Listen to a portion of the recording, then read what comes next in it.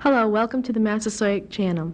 Our topic today is service dogs, and joining us is the incredible team of Paul Spooner and his dog, Calista. How are you doing today, Paul? Good. I was wondering if you could just tell us a little bit about how you and Calista came to be. Yes, I've been matched up with Calista for about 10 months now through the New England Assistive Dog Service. I'm familiar with that organization. They're known as NEEDS.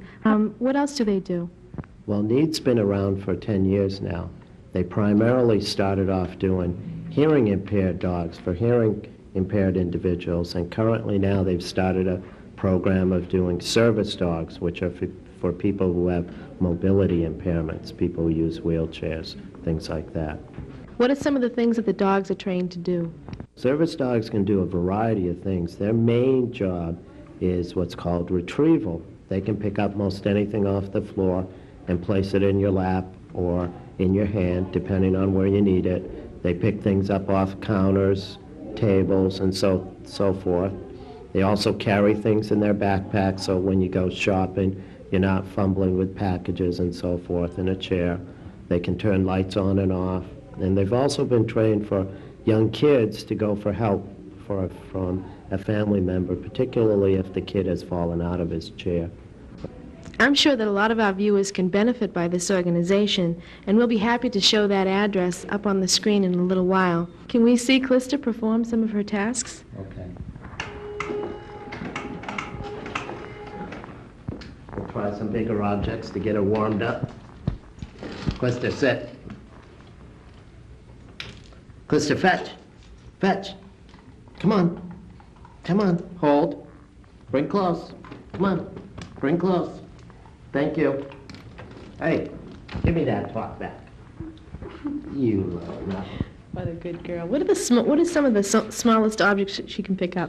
Well, she can pick up change off the floor. I happen to have a dime here that she knows that I have in my hand.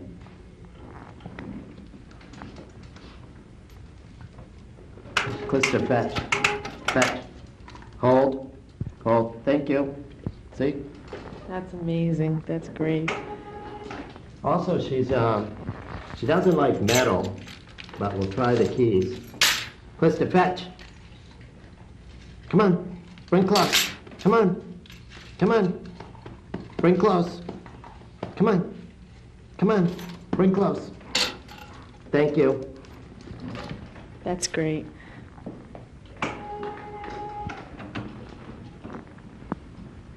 I understand she made the big time over the summer in July. She was on CBS Nightly News. Can you tell us about that?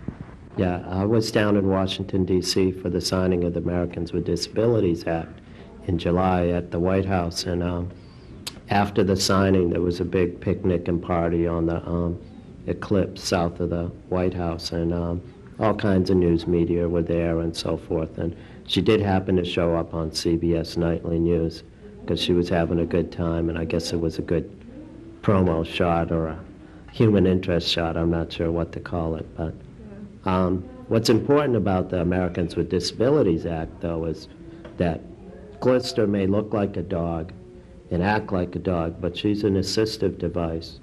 And she's allowed, because of the Americans with Disabilities Act, she's allowed to go into any public place that I can get into, whether it be a restaurant, motel, auditorium, school, what have you. Any place I go, Calista goes.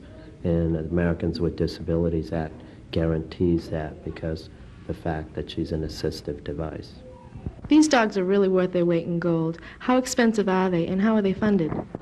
Well, the NEEDS program is a private, nonprofit corporation that takes solely private donations from citizens, various organizations like the Pioneers Club and for New England Telephone, Kiwanis Club, Rotary Clubs, different organizations that support pets and so forth. And the cost of a dog is generally around anywhere from $3,000 to $4,000 to train them.